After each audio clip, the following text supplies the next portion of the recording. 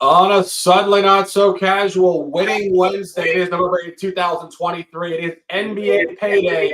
The Shark and Jr. Browne. Huge card today. Second broadcast. We're fired up to discuss it. Top plays, hype, conversation, and discussion. Sorry about the previous broadcast, guys. The technology of the world is insanity, but we are here now. Junior, what's going on, brother? Yeah, technology was hating on us hard this morning or this afternoon, wherever you're watching the show from. But that ain't going to stop us from talking basketball. I'm here with the homie Shark, ready to get into these games. Kind of going to make this one quicker than usual, but that just means more concise, straight to the point, less rambling. Let's get it done, Sharky, whenever you're ready, brother. Absolutely. First game to discuss, 7 o'clock, Wells Fargo, Philadelphia, Pennsylvania. Big-time stuff. Rematch of the second round of the playoffs last year. Of course, the Celtics did get them in 7. Big rematch, big revenge. Junior opening the conversation. Likes the home team here, I believe, on the money line. Yeah, I mean, listen, home team the better team? Probably not. But in Philadelphia, my number right around even money. I'm getting better than even money. I'm in the business of numbers, as is my guy Shark, who breaks on the numbers like few others. And this spot says to me that value is with the Sixers at plus 125. Now, if I could get them at plus 3, I might go with the number. At plus 2.5, I'd rather just ride with them on the money line and see where life takes me, Sharky. What do you think? Yeah, this one I thought was a little bit difficult for a couple of reasons. The only counterpoint I have to your angle is the fact that the Celtics are 6-0 ATS, and certain teams are just really hot. But the question you always ask yourself in professional basketball over 82 games, 6 games really isn't that big of a sample size, so maybe it's not that insane. And the revenge element here is gigantic. Of course, Boston did lose their first game the other night at Minnesota in overtime. And this is something that we discuss over and over and over. But when you see like Boston open up the campaign 5-0 straight up, and they do lose their first ball game, oftentimes it kind of opens up a can of worms, and it will go that direction for at least 1 or 2 games. And we're not saying Boston's going to cluster losses like a bottom feeder. This is clearly one of the best teams in the conference and the sport, but I do think Junior has a lot of access here. This is getting steamed up towards Boston. I'm not entirely sure why, but I do not have an official on this game. I thought it would be tighter than not on the money line. And segueing to my first official, we're going to Madison Square Garden, ESPN National, and we're taking the Knicks at -9. That is steamed up now to 10.5. I think sharp action. When you see a line move from 9 to 10.5, that's not public money. Public do not like laying double digits in any sport. And you really start to go through this. We backed the Knicks the other day against the Clippers. And this is the same general idea, just taking it to the next game. And I said the other day, but the Knicks started 0-2 ATS at home. Crucial point, though, both against Eastern Conference contenders. Against Boston in the opener, 108-104, hook non-cover, plus 3.5. And slightly later on against Cleveland, a revenge game against Cleveland, where Cleveland did get them in a very low-scoring game. Now, this is where the law of averages is turning in the Knicks' direction. 1-0 last one, should improve to 50% cover rate on the season at home tonight. And you look at San Antonio. San Antonio is a beautiful example, not only of a public dog, but also just a public image obsession, if you will. Victor Wembanyama is the most hyped first overall pick, in my opinion, since LeBron James. And people fall in love with a name, a player, and they tend to forget sometimes this is team sports. So you might have some player obsession, but that's not the team. And if you really start to look at the San Antonio situation on the road, they do have 2 covers. Both of them at Phoenix. And I think to myself, okay, does that translate to the rest of the league? Well, no, not at all. against the two other teams they played on the road, the Clippers and the Pacers, they are averaging negative 39.5 points per game in their margin. So they basically just played two tight ones, two effective games against a depleted Suns team on the road. Other than that, they've been getting absolutely obliterated. And statistically speaking, this is actually a great spot for the Knicks. The Knicks were 0-2 ATS last year against the Spurs. The Knicks took an outright loss in San Antonio, 122 to 115, and the Knicks did not cover a home game on January 4th, 117, 114 on a -9. Here's the key point on that. San Antonio in that game got 59 points from their bench. Zach Collins, McDermott, Stanley Johnson, and Josh Richardson. Three of those guys are not even on the team anymore. Two of those guys are not on the team anymore. And this is a super strong number at -9.5. This is where the Knicks will get off this stride. Home, continuing upward movement, and the fact that they're 0-2 ATS last year against the Spurs, and the line is heavier now. It's all over the Knicks tonight, national. Love this spot. Junior, any comments on this one?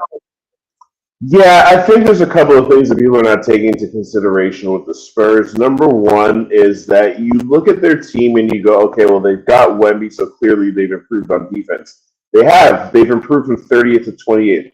So they fucking suck, regardless of that improvement.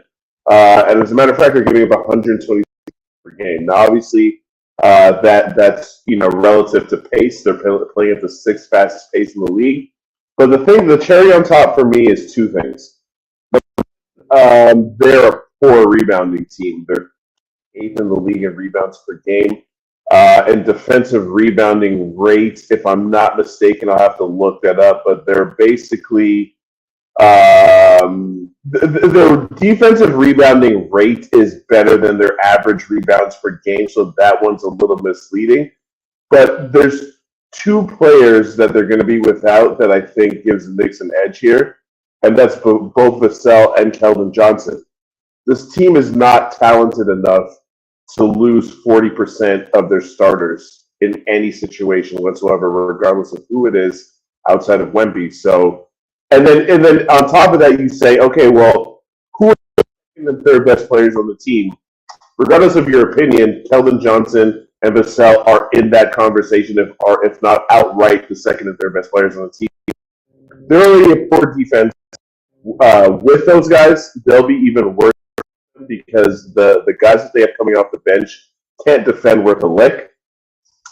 And this is the type of spot where the Knicks should excel.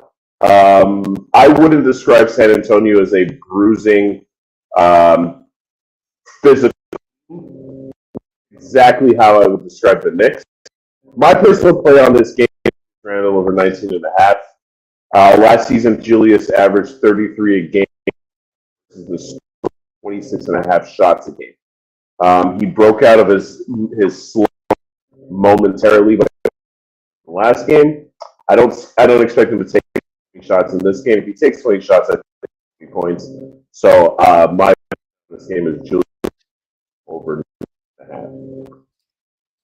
Yeah, I would agree with that. We said this on the Bet US show the other day. People were, talking about the prop for Julius Randle, 18.5 over or under. And I had said he's going to break out of his slump. And he's a very heady guy. When he breaks out of his slump, he's going to start to trust his shot a lot more. And as we mentioned, this San Antonio team is giving up just points like it's a charity almost. 152 points given up against the Pacers the other night. Just truly open season to score the ball. And one final point on this game. The game that they did lose last year against San Antonio, no Jalen Brunson, no RJ Barrett. It's a big turn-up spot tonight. We love this at 9.5, 10. Segueing to the next play, we're trying to keep this brief. We're going to be fast-paced here. We're taking the Rockets at plus 2.5. The head's gotten steamed up to plus 4. Not entirely sure why. I think people are just buying this idea Lakers off a 2-game losing streak. They have to cover. Forgetting quickly that ATS covering is not necessarily winning the game outright. They're two separate markets. But if you really go through Houston, I think Houston's telling you a great story here. They did open the campaign 0-3 straight up in ATS. Let's just go through them very briefly. At Orlando, they got hammered by 30. Let it be what it is. Orlando is obviously excellent. and very, very upstart this year. At the Spurs, an overtime loss that was graded by books as a coin flip spot, and a home loss to the Golden State Warriors. This is a Golden State Warriors team that's performing excellently early season. They've been great on the road. That was a tie game in the fourth quarter. That is not a bad loss by any stretch for Houston. Since then, 3 straight wins against Charlotte at home by 9, 2 very impressive wins against Sacramento back-to-back, 107-89, 122-97. And this really is just where they continue their flow. Houston has advantageous scheduling in the opening window of the season. This is the 5th game of a 7-game homestand. They've been at home for over a week. They're going to be here till Sunday. And they do get a revenge game against the Lakers. And you look at the Lakers, as much as they've lost 2 in a row, it wasn't like they played so poorly where they're just automatically going to turn up because they had nothing on the table the previous couple games. They were right there to win the game in Miami. And this is a trap spot on the calendar for the Lakers. Road game at Orlando, road game at Miami. Now they got to play Houston on the road before finishing this road trip at Phoenix on Friday night. And final point on this cap is purely numerical. If you go back to the last matchup last year, books have a grip on these teams when played in Houston. The Lakers did play a very short -2 last year against a far worse Houston roster. Houston did win the game 114-110. Key point here in line functionality. Same gym, about a month later, Lakers off a -2 loss came up to a strong -11.5, indicating that the Lakers would hammer them. And we like to see if the books move the line, the result connects and correlates to where the books move the line. And Lakers did have them 134-109. So now you get the same gym again, moving down from Lakers -11.5 to -4.5 open, which does suggest numerically a Houston outright win by 2 to 3 points. On it tonight, love the upward movement, love the long homestand, and just love the general numerical angles within this matchup. Junior, any comments on this one? A couple of them will be brief because we want to get through as many games as possible. Well, the first thing I'm going to mention is you said you had this game at +2.5.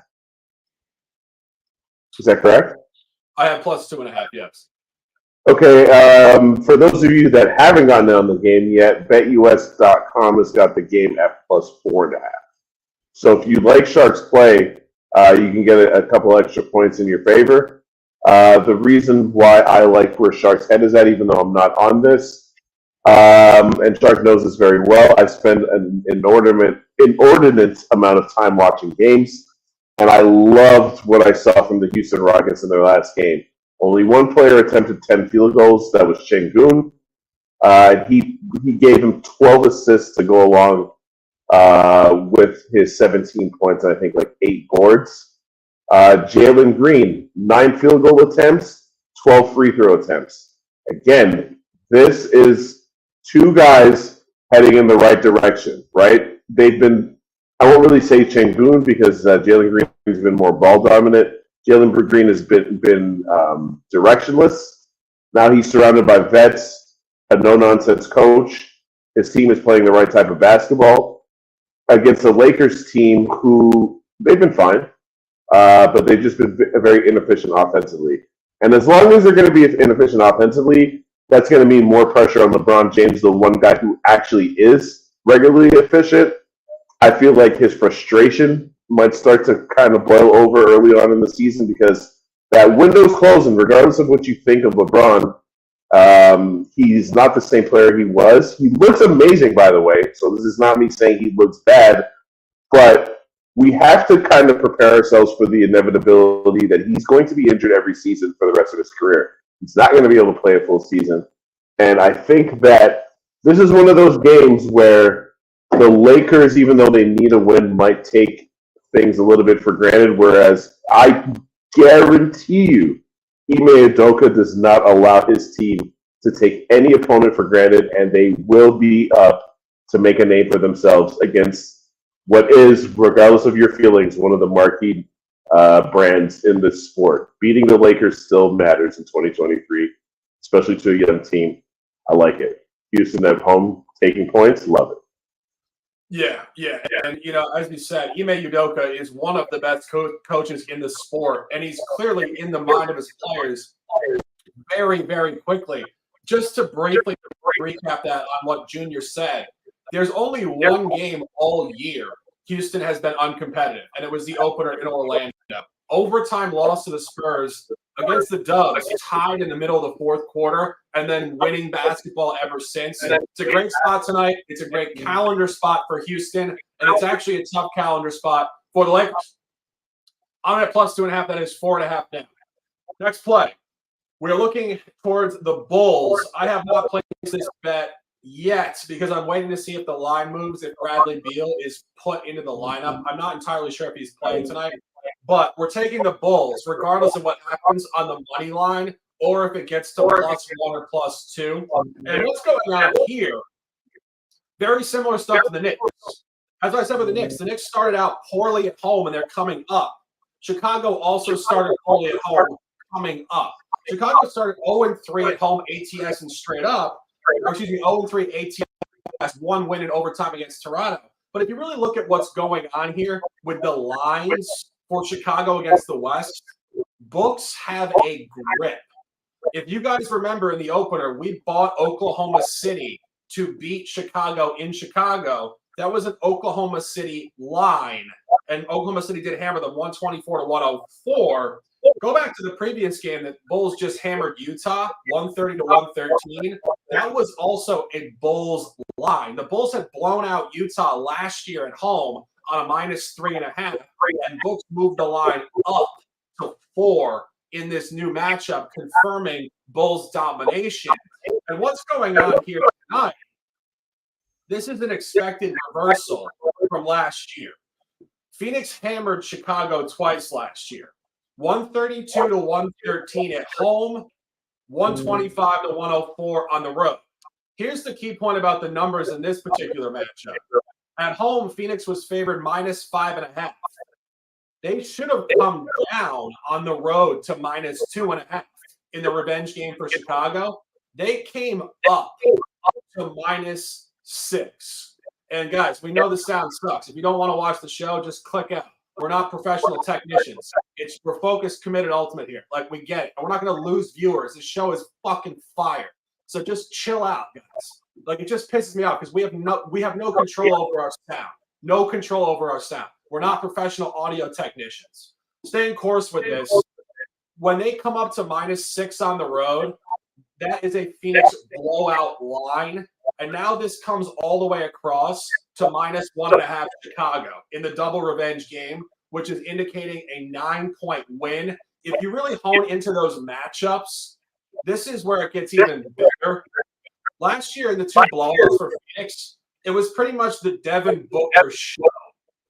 Devin Booker at home against Chicago scored 51 points, 20 for 25 from the field. Absolute heat check. On the road in Chicago, he did score 35 points, 12 for 24 from the field. A couple other points. That home game, DeAndre Ayton lit them up for 30, and Landry Shamet, also not on the roster tonight, 12. That is 93 points. 93 points from Ayton, Booker, and Shamet, none of whom are playing for Phoenix tonight. And on the road, Booker, 35 points. Suns, 20 for 47 from three-point range. This is all over Chicago. This is a double revenge game. It is an incredibly strong line. Books have Chicago nailed numerically against the West. I think Chicago wins this game tonight with somewhere between 7 and 10 points. Junior, any comments? Not really. I don't have a good handle on Chicago, so I'll just be watching and learning here. And I don't like the fact that no one can confirm whether or not Bradley Beal is actually going to play. It seems like there's a chance that he might, but you have to.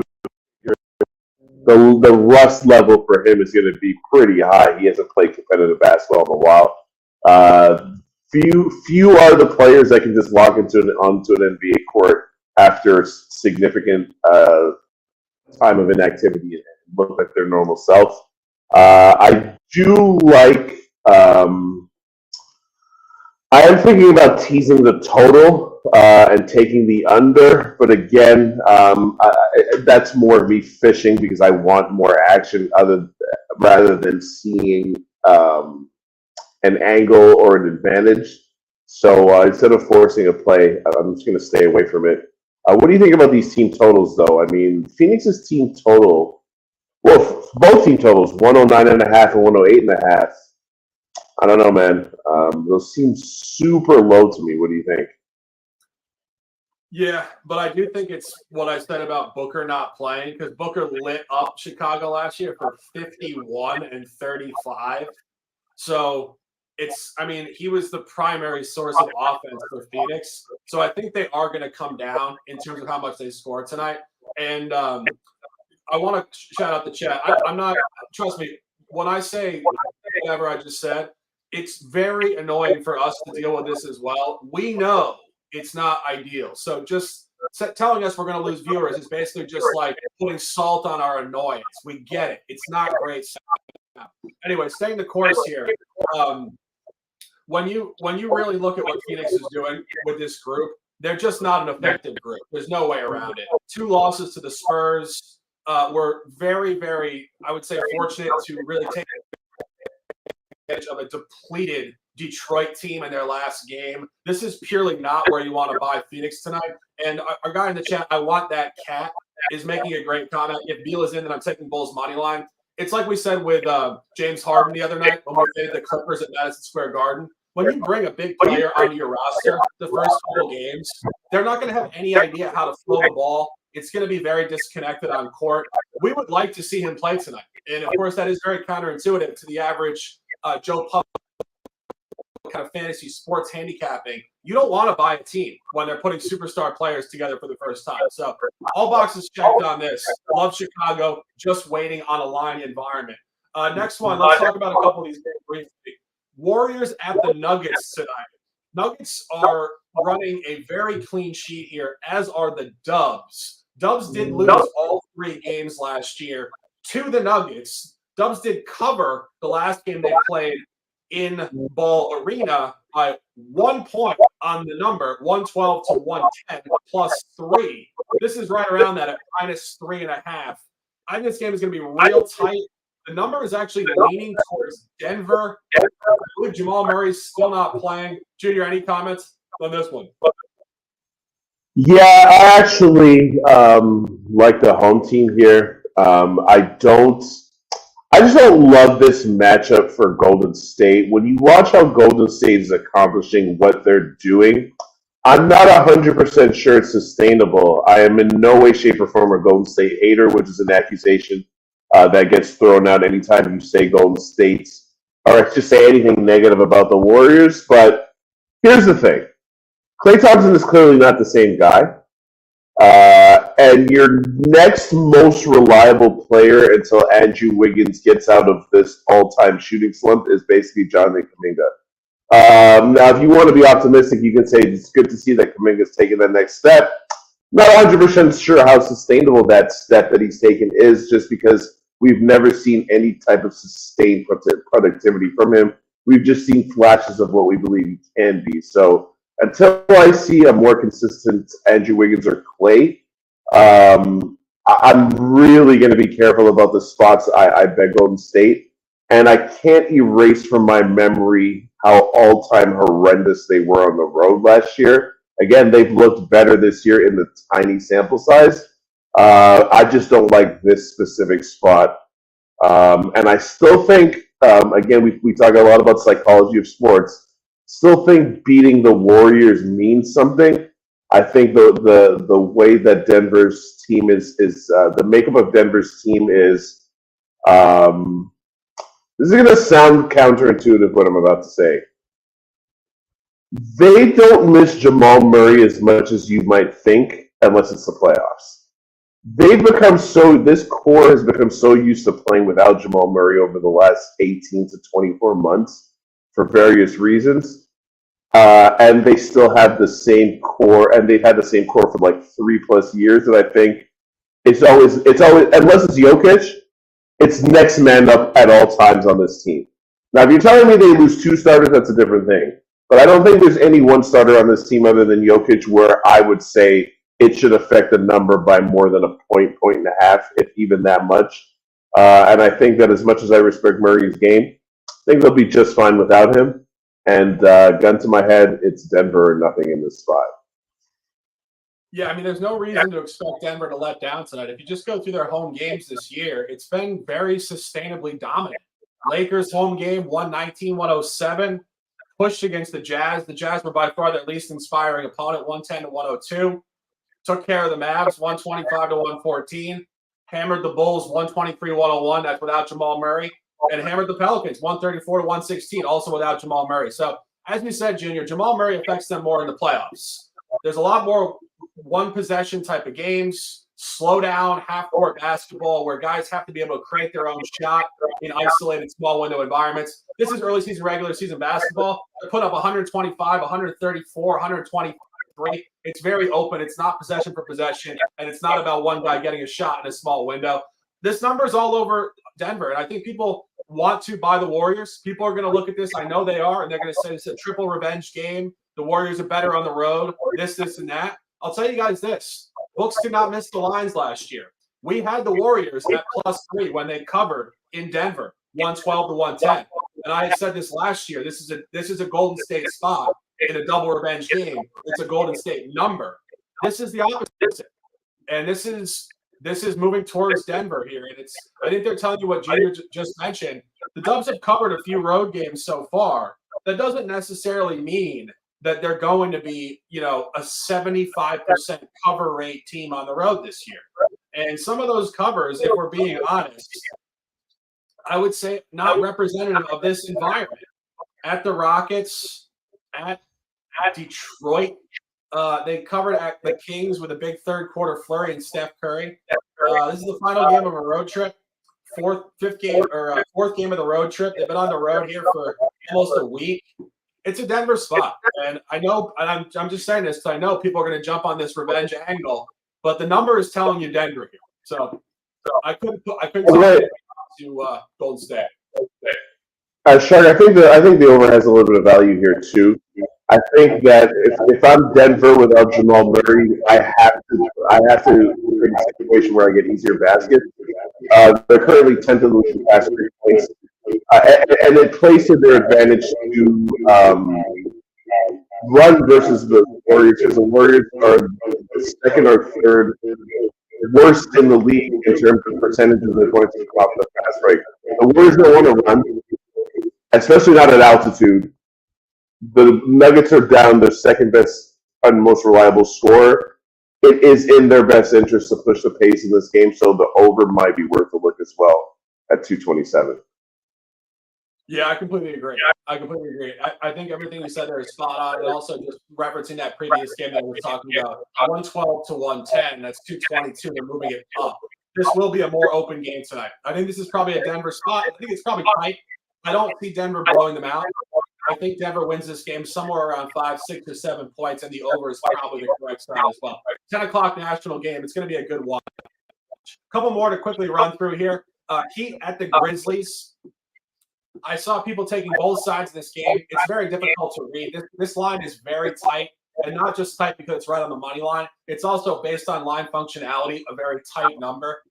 You want to buy the Grizzlies. The Grizzlies finally got a win in their last game, and this team is going to continue to go up in their efficiency. Miami has been lackluster. I will say this. Miami has also been very, very tight on the number over and over and over this year. You saw a couple of their games. I believe they pushed in Milwaukee.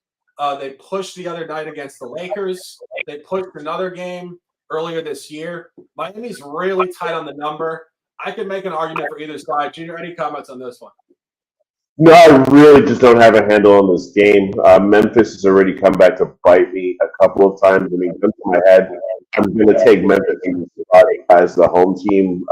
That's just more desperate to win. With every loss that they pile up, you're putting extreme amounts of pressure on John Morant's head to come back and be the savior, which is just not an ideal position for him to be in, considering all the things that he's gone through in his life in the last 12 months. So I know that I'm kind of, going a bit off courses. I'm not talking about specifically this game specifically.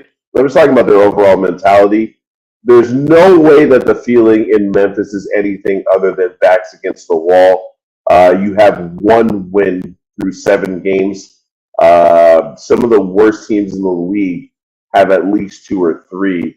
And yeah, I mean, luckily for them, their division seems to be a bit all over the place, with only Dallas seeming to be what some expected them to be. But it's Memphis or nothing here, for no other reason that they're the team with all of the motivation and in the better spot in this game. Yeah. I mean, if I had to play, which I'm not, I would lean towards the Grizz to continue their upward movement. And our guy S. says, Shark, it's all he. We know S. You're a big fan. I wouldn't talk about fandom, man. I get it. But this is definitely a bit of a funky spot for the Grizz, or for the Heat. And I think, again, the Heat have been right on the number all year. I think this is going to be right on the number, theoretically. Another one I think is going to be right on the number. Another one out of conference. And that's something that you see early season. There's a lot of games played out of conference. Just a ton. And tonight's card is no different. Numerous games cross conference. And I do want to briefly discuss this Cavs Thunder game. Of course, Thunder did they beat them last week? I'm drawing a blank, but this is a rematch from last week. Junior, what do you think about that? So the game that you're thinking of, the Cavs were up pretty big with like 3 minutes left, and then the Thunder went nuts. Chet Holmgren hit a game-tying 3 with like a minute left.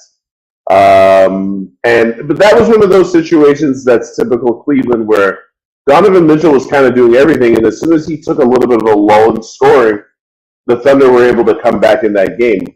So it's a bit of a different team since then, because they've had to kind of manage without SGA recently. I love everything about the Thunder. I'm extremely biased in my opinion about the Thunder. I've bet on them several times already this season, and I'm actually trying to talk myself out of taking them on the money line here, because I feel like I've gone to the well one too many times. But yeah, I can only be on Oklahoma City for the simple fact that Cleveland's offense, every time I watch it, it looks worse than the time before. And Shark, you're probably tired of hearing me say this. They don't make offense easy enough for their best players. They do run this one pretty effective dribble handoff series, and they do it from different spots on the court. But so many of those possessions lead to Donovan Mitchell having to be too much of a one-on-one player, and I just don't like that. I just don't like their offense. Whereas I look at Oklahoma City, everybody contributes, and shout out to Giddey. He is super underrated. That's what a facilitator looks like. He's just making everyone around him better and doing the little things. As you can tell, I'm very pro OKC. Yeah, I love OKC too. We suggested the other night on the US show. Junior was on it officially. I had also agreed that the Oklahoma City side was a great side to fade the Hawks, who were too hot. I think that more so than anything on Oklahoma City side of this game, I think Cleveland's just hard to read. I think Cleveland obviously has not had Darius Garland. They have not had Jared Allen. A couple new pieces on their role player category. Max Strus coming over here, and a couple other guys. In my opinion, Cleveland is one of the hardest teams to cap in this sport right now. And as you mentioned, the previous game in Cleveland was right there to cover the spread, and then a quick flurry late. I think this game is going to be right there on the money line again tonight. I think this is a tough game. A couple other tough games here as we try to rip through this very quickly. Jazz Pacers. Pacers are in a unique spot tonight. They do play the Bucks tomorrow night. This is a terrible spot for the Pacers. You do get a double revenge game. They did lose to the Jazz twice last year. It does stand for something. It's a strong number. Indy's playing great ball, but just the fact they have to play Milwaukee tomorrow night makes this a bit of a trap. Junior, any comments on this one? a look here because the Pacers' offense is really clicking. The problem is 242 points is an absurdly high number. So for you to go over 240 in an NBA game, everything kind of has to go right in your favor. And we know, at least those of us who pay attention to all teams, as this is our job and what we do for a living, the Jazz are very dependent on taking. Going in, you kind of don't know where that's going to go because they can turn into a house of fire out of nowhere. But when the shots are not going in, it's almost as if their team kind of just punts the game and they're just like, yeah, you know what? It's not our night, fellas. We're just not making shots. And then their offense it can just go into the tank. So the fact that that's how their team goes, I don't love that. And I'm going to be honest with you. Walker Kessler not being around is pretty underrated to me. Without Walker Kessler, they lose any semblance of interior presence that they have, which makes them even more dependent on their shot making. So, yeah, it could. I'm not. I don't want anything to do with Utah right now. Yeah. I look at the number. It's a Pacers number, but the Jazz are inconsistent. As you mentioned, both these teams are highly reliant on their shooting percentage. It's just a tough spot. It's a tough spot. A couple other really tough spots. Clippers at Nets. Nets are 6-0-1 or 7-0 against the spread, depending on what number you got in those games. What we talked about, this is just a Brooklyn team that shoots the ball, that has a lot of guys that are above average NBA players that are going to compete against the spread on a nightly basis in the first quarter of the season. The Clippers are obviously going to continue to struggle ATS with James Harden figuring out how to play with the Clippers roster. He talked about it the other night. He felt uncomfortable. When you hear him say that, it just confirms what we already speculated, that it takes time and it will continue to take time. I'm not on this, but I would lean towards the Nets to continue their upward movement. Just going to rip through here. Wizards Hornets is probably the hardest game to cap on the entire card. Both teams are certifiable bottom feeders. Push line, scatter plot of chaos. If you're gambling on that game, I have nothing. Bucks Pistons has been just Bucks demolition for a while now. Bucks obviously new roster. Damian Lillard. There is some growing pains there. They have not been great ATS as a favorite. Pistons still dealing with a lot of injuries. Tough stuff there. Timberwolves, Pelicans, a lot of movement on the rosters tonight. Wolves are playing, the Pelicans are playing without CJ McCollum. Zion Williamson is out as well. It's an inflated number. You ask yourself, is this a Sirach on ice? Maybe, maybe not. Timberwolves are 4-0 at home and a juggernaut, coming up a huge win. Sirach on ice is really the counterpoint to this entire environment. Backups play better oftentimes, and teams like the Wolves will say, oh, we don't have to play against Zion and McCollum tonight. I'll let down. Raptors Mavericks, I think, is a dead toss on the number. And Blazers Kings, I also think, is a dead toss on the number. As much as people want to buy the Kings off a 3-game losing streak looking horrible, Portland did lose emphatically last year twice on inflated numbers. This line is short. It's right around the number that the Blazers got on the road at the Clippers in the opener. Clippers were laying 9 points, and they won the game by 12. I think this is going to be right around that margin at 8.5, 9.5, probably a 10-point game on average. Just sharp stuff. And wrapping it up on that, 40 minutes. We apologize for the sound, guys. We're going to get it figured out. We're broadcasting internationally through these apps, StreamYard and stuff. It frustrates us. That's why I'm obviously jacked up. I don't like working with tough sound either. It's not what we work for or ideal for any of us. I have 3 top plays. Knicks -9. Bulls waiting on a number. We will be playing Bulls officially.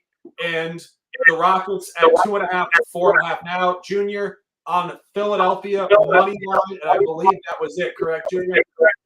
Yeah, I was going to go on Julius Randle over 19.5, and I'm most likely going to get involved with Milwaukee first half, and I don't love this number. -7, it's pretty rich for a first half. I just think that in this spot, anyone listening to this looking to back Milwaukee, Detroit's lack of talent just overall, and then you throw in the amount of injuries, like literally half their roster on the injury report. There's way too much pressure on Cade Cunningham to do everything, which is why he's averaging over 5 turnovers a game. So I like Milwaukee in this spot. Although, if you've been watching Milwaukee games like I have, their defense lacks a lot to be desired, which is why I haven't pulled the trigger on this play. Because if you're going to have them cover 7.5, you're going to need options, which is not something that they've proven that they can really do. They let Brooklyn's mediocre offense put up a $129 the other day. I don't love that, but if I can get this number 6-ish, I'll probably be on that as well. Yeah, absolutely love it. Huge card, 14 games, of course. There were no games yesterday. Small card tomorrow, only 2 games. And, of course, the in-season tournament continues on Friday. Junior and I will be on there on Friday on the Bet US show. Tomorrow I will be on the Bet US show. Obviously, small card there. Thank you guys for tuning in. Apologies again. We will be working on the sound as we go. It's just technical stuff across the internet, and it's very unfortunate. But, nonetheless, NBA Payday. And make sure – sorry to cut you off. Anyone that's tailing Shark, make sure you jump on betus.com because you can get that number at plus 4.5. So do not miss out on what looks to be a sale. Absolutely. Top number there, an opportunity to dominate. NBA Payday, Wednesday, November 8th, 2023. Sharky Waters Nation, 9 words of lifestyle. Ride the wave, get out of the water. 3 words. Let's get paid.